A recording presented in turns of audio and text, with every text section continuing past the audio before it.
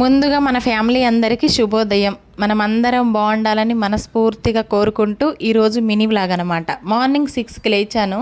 Night కొంచెము stitching work ఎక్కువగా ఉండడం వల్ల లేట్గా పడుకున్నాను, ఇంకా లేట్గా లేచాను. అదేంటోనండి, రోజు తొందరగా లేచి వాకిలి చల్లుకునే నేను ఎప్పుడో ఒకసారి కొంచెం లేట్గా లేచాను అనుకోండి, అందరు వాకిళ్ళల్లో చల్లుకొని ముగ్గులు పెట్టుకుంటారు. నేను అప్పుడు లేచి ఊడ్చాలంటే నాకు ఏదోలాగా అనిపిస్తుంది. అబ్బా, ఇక లాభం లేదని చెప్పేసి గబ్బగబ్బా ఊడ్చేసి వాకిలి చల్లి ముగ్గులు పెట్టేసుకొని ఇంట్లోకి వచ్చి ఇండ్లు తూడ్ చేసుకొని స్టవ్ కట్ట క్లీన్ చేసుకొని ఇలా పసుపు పూసి బొట్లు పెట్టుకొని చూస్తే అప్పుడు అమ్మయ్య అని నా ప్రాణం కొంచెం కుదుట పడిద్ది అనమాట.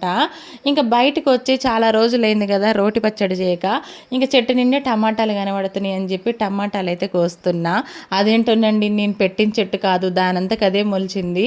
ఇంకా అది పూతేసిన తర్వాత దీని మీద నాకు ఒక కన్ను పడింది అనమాట, ఇంట్రెస్ట్ వచ్చింది. అప్పుడు దీనికి పోషణ చేయడం మొదలుపెట్టినమాట.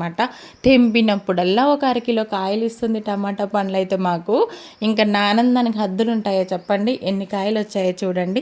టమాటాలు ఒకటి ఉంటే సరిపోతుందా? ఇంట్లో చెట్టు కాసిన పచ్చిమిర్చి కూడా తెంపితేనే నాకు సాటిస్ఫాక్షన్ ఉంటుంది. అందుకే పచ్చిమిర్చి కూడా తెంపుతున్నా. పచ్చిమిర్చి తెంపినప్పుడల్లా పావు కిలో అరకిలో కాదు, కానీ ఒక గుప్పెడైతే వెళ్తాయి అబ్బా. వీడియో నచ్చితే లైక్ చేయండి అబ్బా. బాయ్.